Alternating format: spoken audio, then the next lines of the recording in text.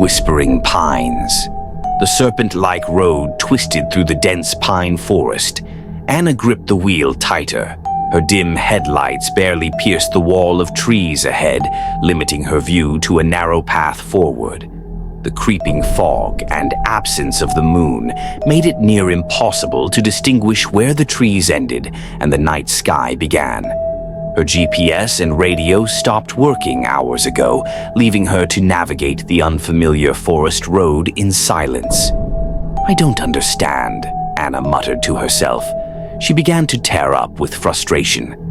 Anna recalled a critical turnoff mentioned in her directions, yet despite the endless curves, it eluded her, lost in the labyrinthine twists that seemed to warp and blend into each other.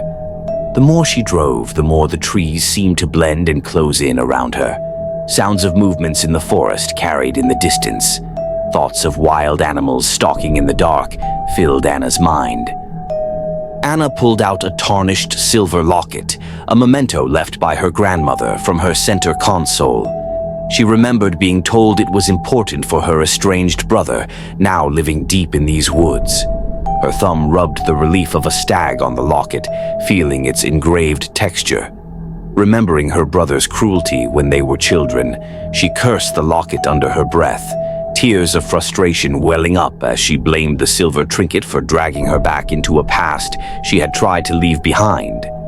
Clutching the locket, Anna's thoughts lingered on her tormented past, abruptly interrupted by a man's piercing scream, snapping her back to the eerie present. A man appeared in the road from what seemed like nowhere. Anna slammed on the brakes, the car skidding to a screeching halt, stopping just inches from the man. Her body jerked forward against the seatbelt, her breath caught in her throat. The stranger was waving his arms as he shouted, but Anna could not understand him from the shock of what had just happened. A black overcoat enveloped the man. Anna struggled to see his face through the fog. Before Anna could react, the man rushed to the car, pulled open her passenger side door, and threw himself in, slamming it shut behind him. "Drive!" the man shouted with a haunting urgency. "Keep driving. There's no turning back now. Not for us." Panic surged through Anna, freezing her in place as the realization hit her. A stranger was now inside her car, an intruder in the last place she felt safe in an unfamiliar forest. The man's coat was threadbare at the elbows, the fabric of fine tweed, once befitting a gentleman, now frayed and faded. She still could not see his face as he only stared out the window. "Hurry!" he again shouted. Fear tightened around Anna's throat, making it hard to breathe, let alone speak. Gathering her courage, she stammered a plea for the man to leave. "Please, just go. You can't. This isn't safe," Anna demanded, but her words came out shaky and seemed to fall on deaf ears. "They are out there in the woods," shouted the old man. Before Anna could ask who, she heard a low, guttural growl from just beyond the trees. Chills raced down her spine as she stepped on the gas. As Anna turned each bend as fast as her car would allow, she questioned what she heard. Looking over at the man, she noticed he was still looking out the window. Anna's mind reeled. Who was this man, and where did he come from? Did he have a car?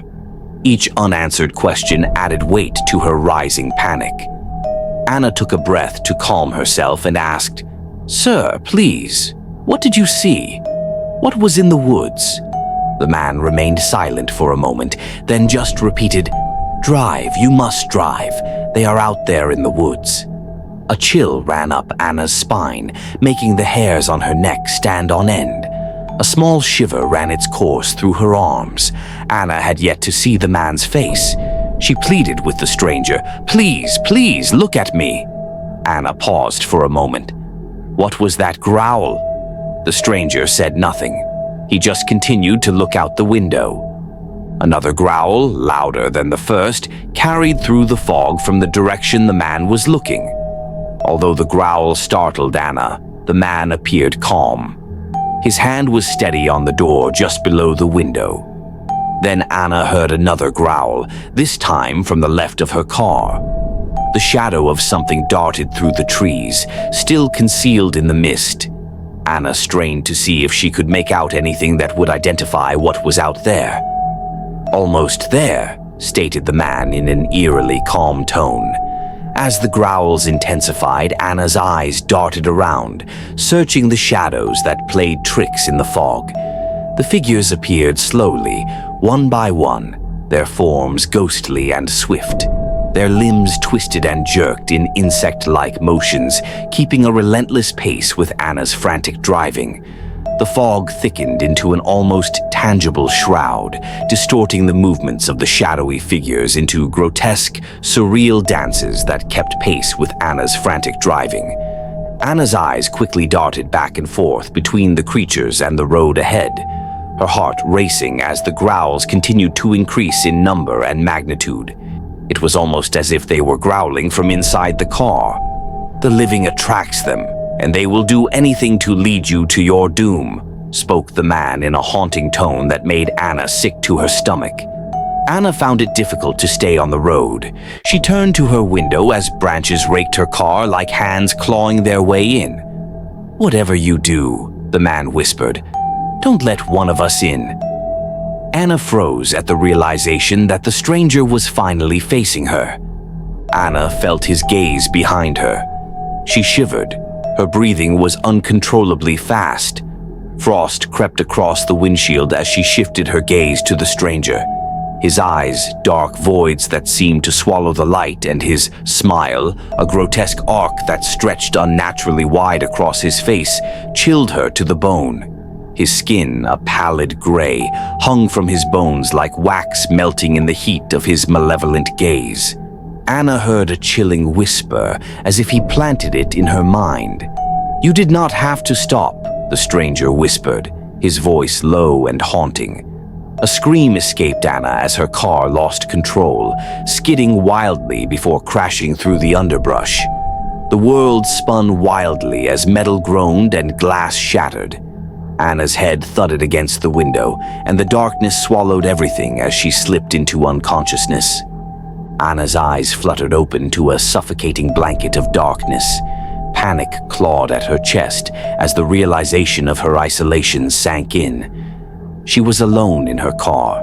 The man was gone, but the passenger door was wide open. Shivering, Anna rubbed her arms up and down. Anna tried the headlights, but they refused to flicker to life, leaving the car dead and silent in the chilling darkness.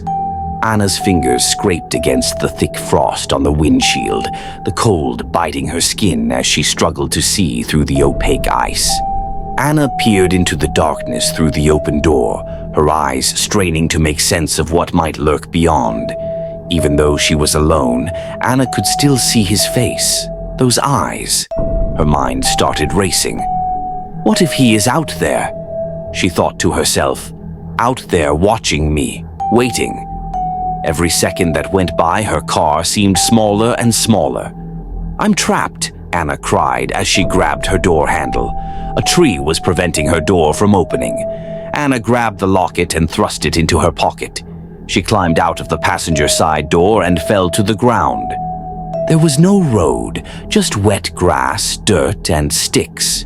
Anna searched for the road but only found more trees. She noticed the pain in her head from the accident. Looking around, Anna couldn't make out her surroundings. It was still much too dark. She couldn't tell if her vision was blurring or if it was the ever-present fog. Anna dropped to her knees and cried. Her tears, the only warmth she felt as her teeth chattered. Her whole body shook from the cold.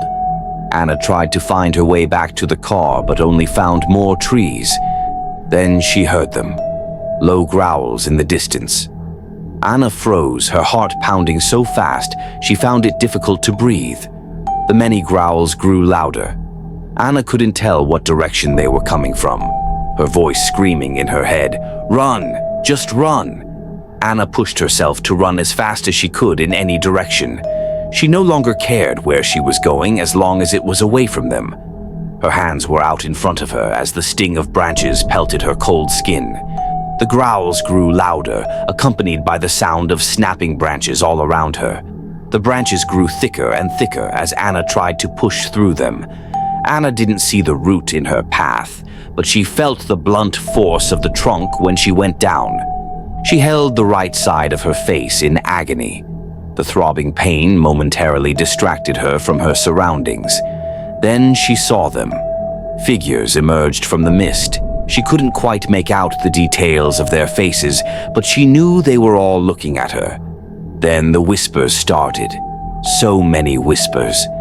She could not understand them, but the whispers grew louder, each one a chilling caress that made Anna's body tremble uncontrollably. Anna fumbled in her pocket, grabbing the locket and holding it in her hand. When the chaos reached its peak, it abruptly ceased, plunging the world into a suffocating, icy silence that seemed to freeze time itself. Anna could hear movement behind her, but was too cold to turn around. Then a familiar voice. "You did not have to stop," whispered the stranger as he put his hand on Anna's left shoulder. She could feel an icy chill radiate through her body. Her heart slowed till she could barely feel it beat. The stranger leaned into her ear. Anna wanted to scream but couldn't muster the strength to open her mouth. "But I am glad you did." Her heart slowed, each thud dwindled to a faint echo in her ears.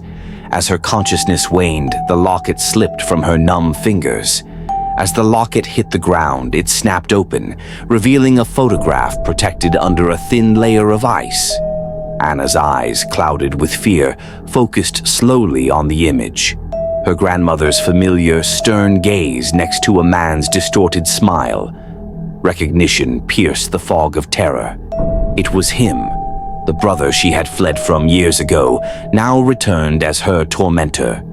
Her breath caught, a frozen sob trapped in her throat as his whisper echoed eerily around her. "Welcome home, sister." A single tear formed in her eye, but froze before it could leave. Anna's sight faded into darkness. Her brother's whisper was the last sound Anna heard as her heart stopped.